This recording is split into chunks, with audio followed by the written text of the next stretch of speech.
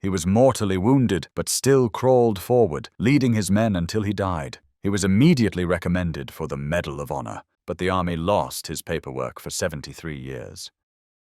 Freddie Stowers was born on January 12, 1896, in Sandy Springs, South Carolina, the grandson of an enslaved person, the fourth of 10 children born to Wiley and Annie Stowers. His early life followed the familiar pattern for Black Americans in the rural South: work the land, keep your head down, survive. He married a woman named Pearl, and they had a daughter, Minnie Lee. This was the life he knew. This was the life he expected to live. On October 4, 1917, that life ended. At 21 years old, Freddie Stowers was drafted into the United States Army under the Selective Service Act, legislation that had been passed just 6 months earlier as America entered the Great War. Like hundreds of thousands of other black men, Stowers reported for duty in a military that didn't want him to fight. The American military in 1917 was segregated by law and by practice. Black soldiers couldn't serve in the Marines at all.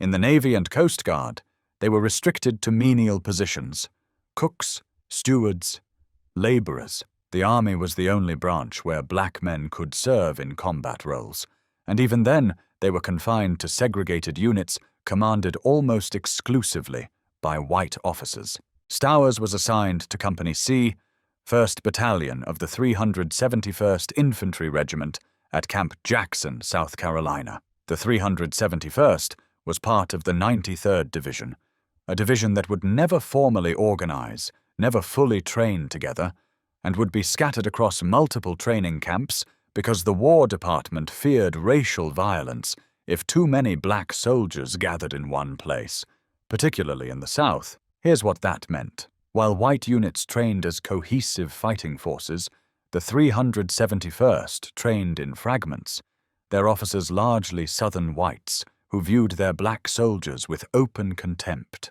White officers refused to salute black officers. Black officers were barred from officers' clubs. Black soldiers ate outside in tents even when indoor facilities existed. They slept in tents with no floors while white soldiers occupied barracks. They washed in rivers while white soldiers used hot showers. The discrimination wasn't subtle, and it wasn't hidden. It was policy. By spring 1918, the 371st had completed basic training and been promoted to the 93rd Division, uncolored. But General John J. Pershing, commander of the American Expeditionary Force in France, faced a problem: what to do with black combat troops. American military leadership doubted their ability to fight. Southern politicians vocally opposed black soldiers serving alongside white troops, and American allies were requesting reinforcements desperately. Pershing made a decision that would change everything for the 371st Infantry Regiment. He loaned them to the French Army. In April 1918, the 371st Infantry Regiment arrived in France and was immediately assigned to the French 157th Division, known as the Red Hand Division, under General Mariano Goybet. The French, who had been fighting since 1914 and had suffered over 1 million casualties, needed bodies on the line. They also had extensive experience with African colonial troops and saw no issue with black soldiers in combat roles. The American soldiers turned in their prized Springfield rifles, their helmets, their packs, all American equipment, and received French weapons and gear. They were reorganized according to French military structure: 194 men per company instead of the American standard, 3 machine gun companies instead of 1. French officers and interpreters trained them in French tactics, French commands, French warfare. For many soldiers in the 371st, this transition marked a revelation. After training in French equipment and learning French tactics, Stowers and his fellow soldiers entered the trenches on June 12, 1918, as part of the veteran 157th Division. They were assigned to hold the Avocaur and Verrières subsectors northwest of Verdun, positions in one of the most contested areas of the Western Front.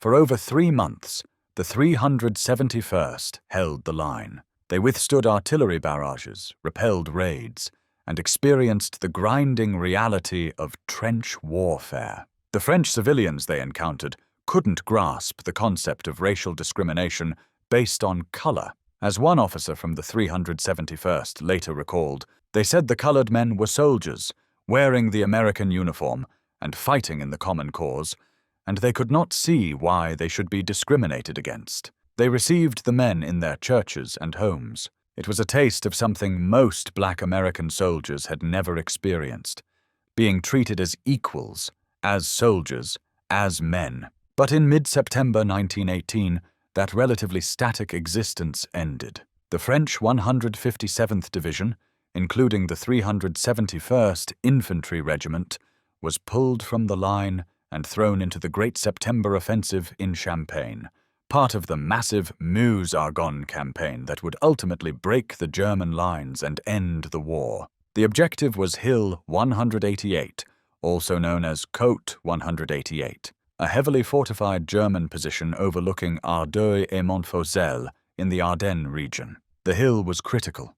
Whoever controlled it controlled the surrounding territory, and the Germans had no intention of giving it up without a fight. In the early morning hours of September 28, 1918, Company C of the 371st Infantry Regiment moved into position. Corporal Freddie Stowers, now 22 years old and leading a squad, prepared his men for the assault. By all accounts, he was a good soldier. Steady, reliable, the kind of man other soldiers trusted in combat. At dawn, the attack began. The Germans opened fire immediately. Mortars, machine guns, rifles creating interlocking fields of destruction. The Americans pushed forward through the barrage, advancing up the hill under devastating fire. Men fell, but the line held. This was what they had trained for, what they had endured months of discrimination and hardship to prove they could do. Then, minutes into the assault, something extraordinary happened. German soldiers began emerging from their trenches. They climbed up onto the parapets, arms raised high, rifles abandoned. White flags appeared, the universal signal of surrender. Company ceased fire.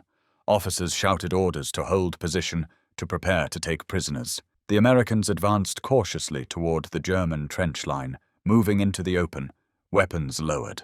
At 100 meters from the trenches, close enough to see the faces of the surrendering Germans, close enough to call out to them, the Germans jumped back into their trenches and opened fire. It was a ruse, a calculated trap, and Company C had walked directly into it. The German machine guns opened up with interlocking bands of fire, joined by mortars and rifles. The effect was catastrophic. Within minutes, Company C lost over half its strength. Men who had survived months in the trenches, who had made it through the artillery barrage, who had advanced up the hill under fire, were cut down in seconds by an enemy they had believed was surrendering. The lieutenant commanding Stowers' platoon fell. The senior non-commissioned officers fell. Company C, battered and bleeding, faced annihilation. In that moment of chaos, as trained soldiers fell back in shock and confusion, as the carefully planned assault dissolved into carnage, Corporal Freddie Stowers, a squad leader trained to command half a dozen men, took command of what remained of an entire platoon. He didn't have time to think about it. Didn't have time to consider that he was now responsible for dozens of soldiers, that one wrong decision would get them all eliminated. He simply acted. Stowers rallied the survivors. He identified the German machine gun nest that was causing the most casualties, positioned where it could sweep the entire approach to the German line, and he began crawling toward it. Not running, crawling. Moving through the devastation under direct fire, with complete disregard for his own safety, showing the men around him that the assault could continue, that they could still win. Other soldiers saw what he was doing and followed. They crawled after him, a ragged line of American soldiers refusing to break, refusing to retreat, led by a 22-year-old corporal from South Carolina who kept moving forward. The firefight was brutal. German machine gunners poured fire into the approaching Americans. Stowers and his men returned fire, advancing by inches, using every piece of cover, every shell crater. The battle for that single machine gun position lasted long enough that both sides emptied magazines, reloaded, emptied them again, and then the German machine gun fell silent. Stowers and his squad had destroyed the position. The occupants were eliminated. The machine gun that had been preventing Company C's advance was neutralized. But there was a second German trench line ahead, and Stowers knew that stopping meant dying. The momentum had to continue. The attack had to press forward, or the men who had already fallen would have been lost for nothing. So he kept crawling, kept urging his men forward, kept leading the assault toward the second German position. That's when the machine gun fire from the second trench found him. Corporal Freddie Stowers was struck multiple times. The wounds were grievous, the kind that ended fights, that sent soldiers into shock,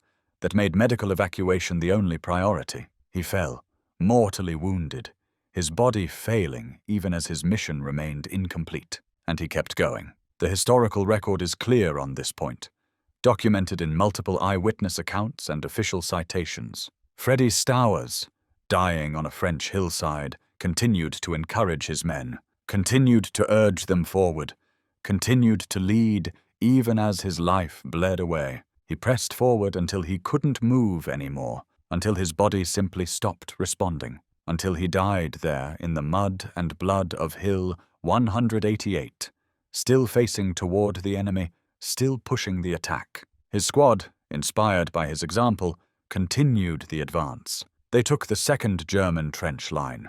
They captured Hill 188. They inflicted heavy casualties on the German defenders and contributed to breaking the German lines in that sector. The battle between September 28th and October 6th, 1918, cost the 371st Infantry Regiment 1,065 casualties out of 2,384 men actually engaged, most of those losses occurring in the first 3 days. The regiment was at the apex of the attacking force in one of the most critical battles of the war. They captured German prisoners, 47 machine guns, 8 trench mortars, 3 77mm field pieces, a munitions depot, railroad cars, and enormous quantities of supplies. They even shot down 3 German airplanes with rifle and machine gun fire. Corporal Freddie Stowers was buried along with 133 of his comrades at the Meuse-Argonne American Cemetery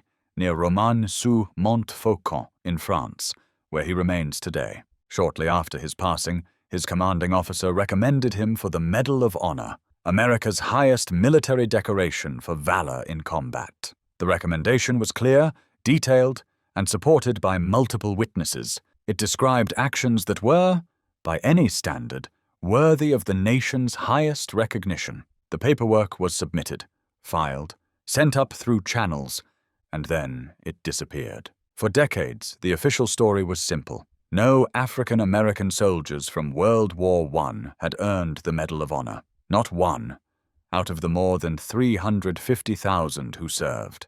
Not one, despite the fact that 171 African Americans received the French Legion of Honor, that 123 soldiers from the 371st alone received the Croix de Guerre, that black units fighting under French command received unit citations for extraordinary valor. The narrative went unchallenged for 70 years. Black soldiers, the implication went, simply hadn't performed at the level required for America's highest honor. They had served, certainly. They had fought, but they hadn't achieved the level of heroism that warranted recognition. This narrative persisted through World War II, through Korea, through Vietnam. It became accepted history. In the mid-1980s, several members of Congress began asking uncomfortable questions. Why had no African Americans received the Medal of Honor for World War I service? Was it possible that the military had simply never recommended any? Or was something else happening? In 1988,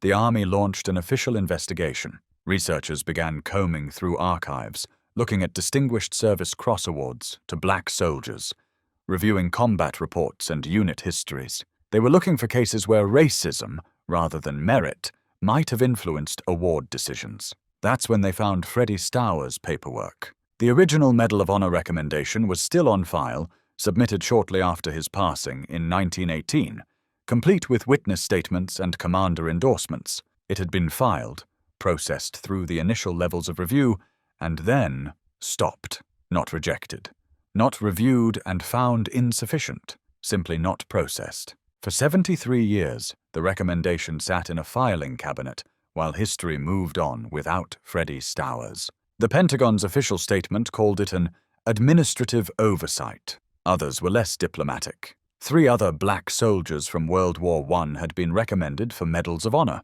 All 3 received Distinguished Service Cross Awards instead, the next highest decoration. The pattern was difficult to ignore. In December 1918, Stowers' commanding officer had upgraded the initial recommendation specifically to the Medal of Honor level. The timing was significant. Military regulations required Medal of Honor recommendations to be submitted within 2 years of the action. Because that regulation had been followed, when the paperwork was discovered more than 70 years later, the process could resume.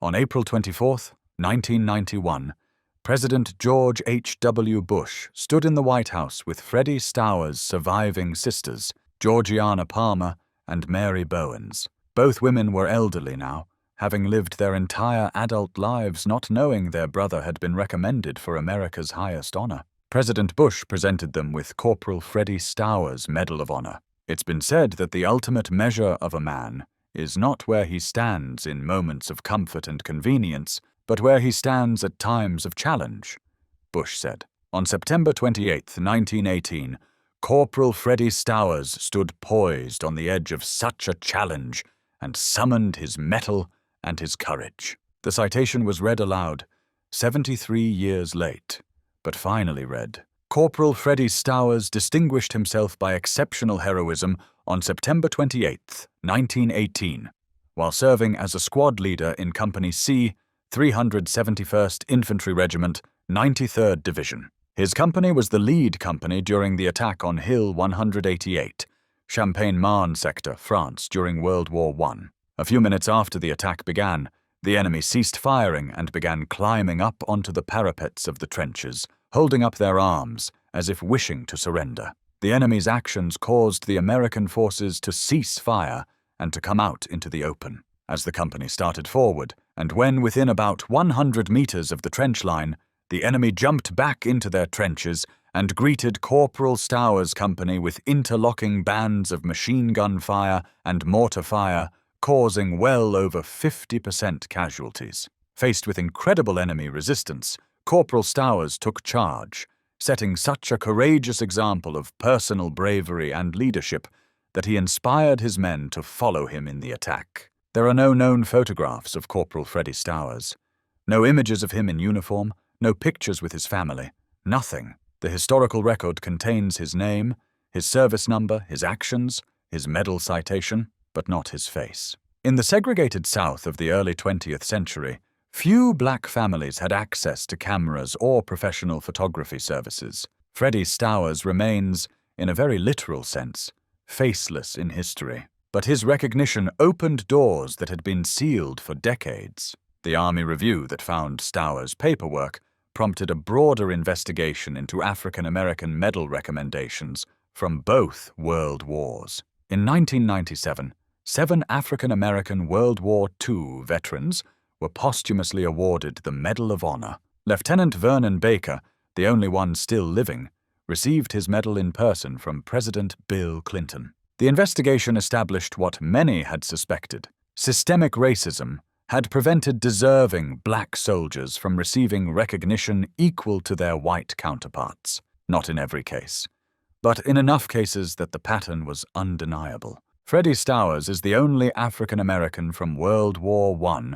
to receive the Medal of Honor. One soldier out of more than 350,000 who served. Out of the approximately 40,000 to 50,000 who saw combat under French command, out of the 133 men from his own regiment who are buried alongside him in France, the 371st Infantry Regiment returned to the United States in February 1919, sailing on the USS Leviathan from Brest and arriving in Hoboken, New Jersey on February 11th. The regiment was demobilized at Camp Jackson, South Carolina, the same place where many of them had first reported for duty, where they had endured discrimination and hardship while learning to be soldiers. Columbia, South Carolina, organized a community reception at Allen University to honor the 371st.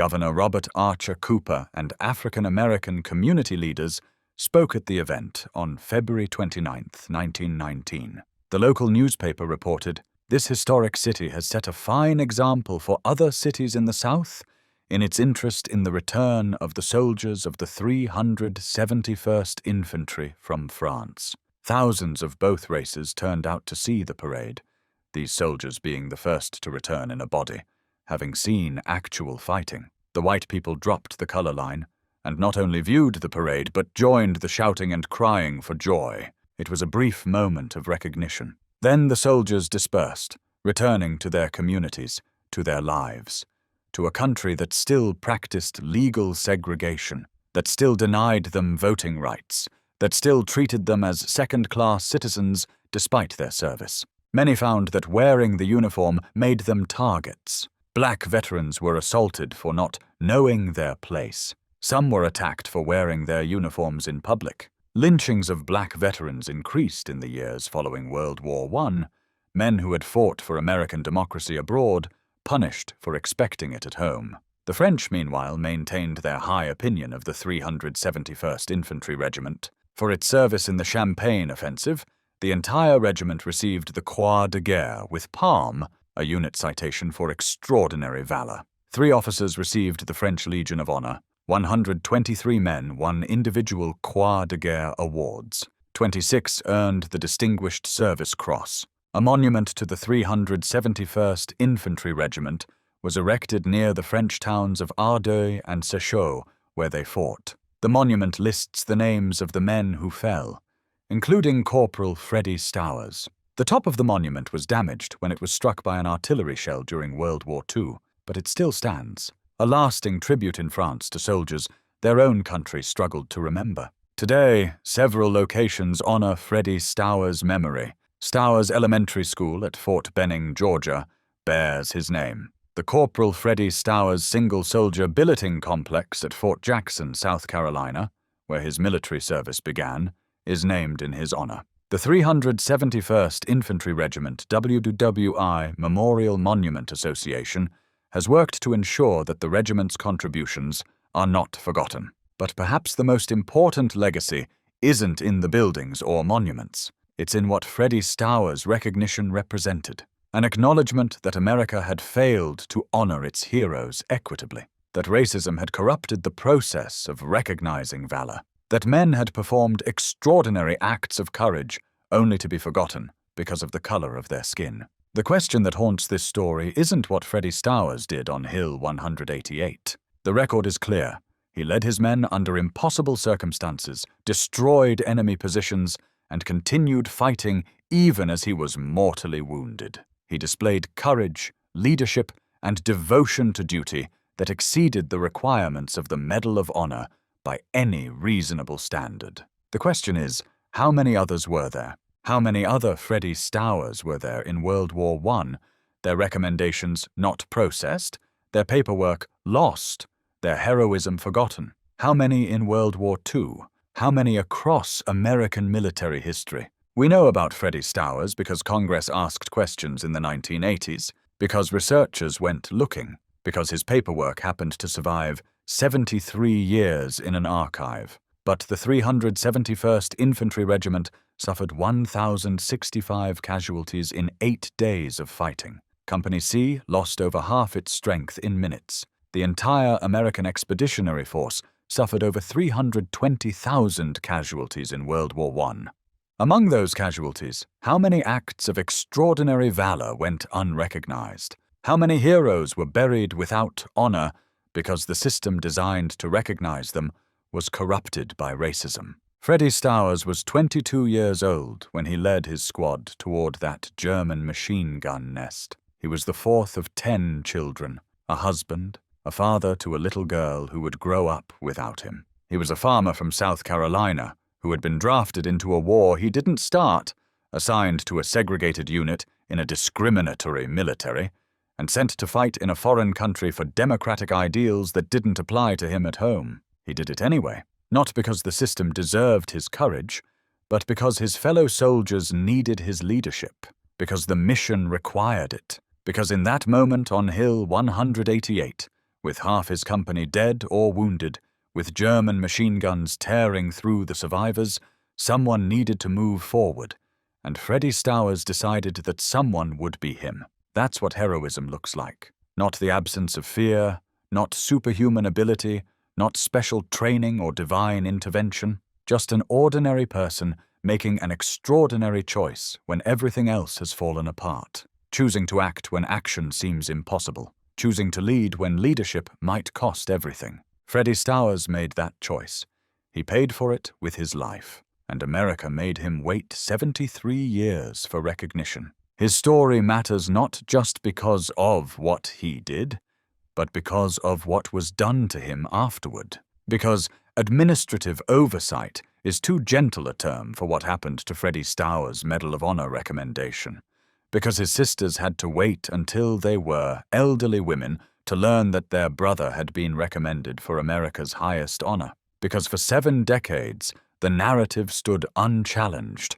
No African Americans from World War I had earned the Medal of Honor. That narrative was a lie, and dismantling that lie required congressional intervention, an army investigation, and researchers willing to dig through 70 years of archives. The single-soldier billeting complex at Fort Jackson stands as a reminder, named for a man who trained on those same grounds over a century ago. New soldiers arriving there learn the story of Corporal Freddie Stowers, of the 73-year wait, of courage that couldn't be erased even when the system tried its best to forget. At the Meuse-Argonne American Cemetery in France, grave marker number 12 in Plot G, row 13, bears his name. Corporal Freddie Stowers, Company C, 371st Infantry Regiment. Born January 12, 1896. Passed September 28, 1918.